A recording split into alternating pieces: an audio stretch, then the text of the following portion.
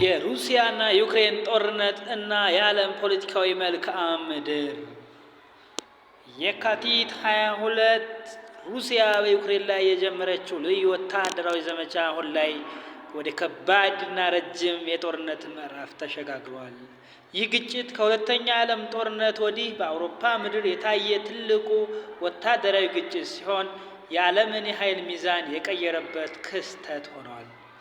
ወታደራዊ ስትራቴጂ። ጦርነቱ በየጊዜው መልኩን እየቀየረ መጥቷል።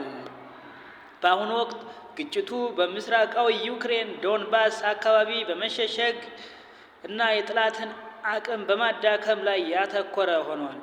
ሩሲያ በከባድ መሳሪያና በሰው ኃይል ብልጫ ለመግፋት ስትሞክር፣ ዩክሬን ደግሞ በምዕራባውያን የሚሰጡትን የረጅም ርቀት ሚሳኤሎችና ድሮኖች በመጠቀም የሩሲያን የሎጂስቲክስ ማዕከላት እየመታች ትገኛለች። የድሮን ቴክኖሎጂ ፋይዳ።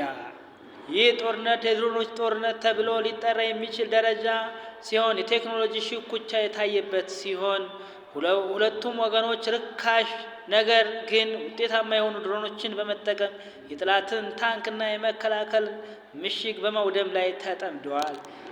የጂኦ ፖለቲካዊ ጎራዎች። ጦርነቱ ዓለምን በሁለት ጎራ ከፍሎታል። ምዕራባውያኑ እና ኔቶ ወይም ኖርዝ አትላንቲክ ትሪቲ ኦርጋናይዜሽን። አሜሪካና የአውሮፓ ሀገራት ለዩክሬን በቢሊዮን የሚቆጠር ዶላር ወታደራዊ እርዳታ በማድረግ ላይ ናቸው። ይህ ድጋፍ ዩክሬን በሉዓላዊነቷ እንድትቀጥል ቢረዳም ግጭቱን ወደ ኔቶና ሩሲያ ቀጥተኛ ጦርነት ሊቀይረው ይችላል የሚል ስጋት ፈጥሯል። የሩሲያ አጋሮች። ሩሲያ በምዕራባውያን የተጣሉባትን ማዕቀብ ለመቋቋም ከቻይና፣ ከሰሜን ኮሪያ እና ከኢራን ጋር ያላትን ትብብር አጠናክራ ቀጥላለች። በተለይም የኢኮኖሚ ትስስሯን ወደ ምስራቅ ሀገራት በማዞር ጫናውን ለመቋቋም እየጣረች ትገኛለች። የኢኮኖሚና ሰብአዊ ቀውስ።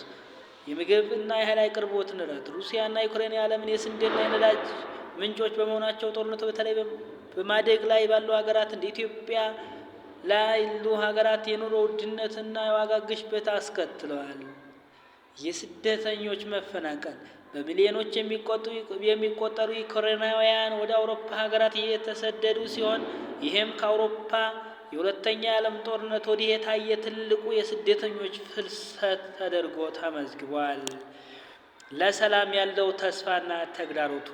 በአሁኑ ወቅት ለሰላም ድርድር ያለው እድል አነስተኛ ይመስላል። ምክንያቱም የግዛት ጥያቄ። ዩክሬን የተያዙብኝ ግዛቶች ሳይመለሱ አልደራደርም ስትል፣ ሩሲያ ደግሞ የያዘቻቸውን ግዛቶች እንደራሷ አካል እውቅና እንዲሰጣቸው ትፈልጋለች። የደህንነት ዋስትና። ዩክሬን ወደፊት የኔቶ አባል ለመሆን ያላት ህልም ለሩሲያ የህልውና ስጋት ተደርጎ ስለሚወሰድ በሁለቱ መካከል ስምምነት ላይ መድረስ እጅግ አስቸጋሪ ሆኗል።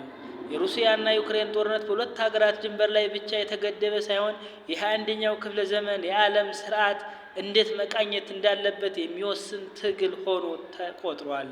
ጦርነቱ በቶሎ የሚያበቃ ባይመስልም የዓለም ሀያላን ሀገራት ወደ ሰላም ጠረጴዛ ለመምጣት የሚያደርጉት ጥረት ለዓለም መረጋጋት ወሳኝ ነው።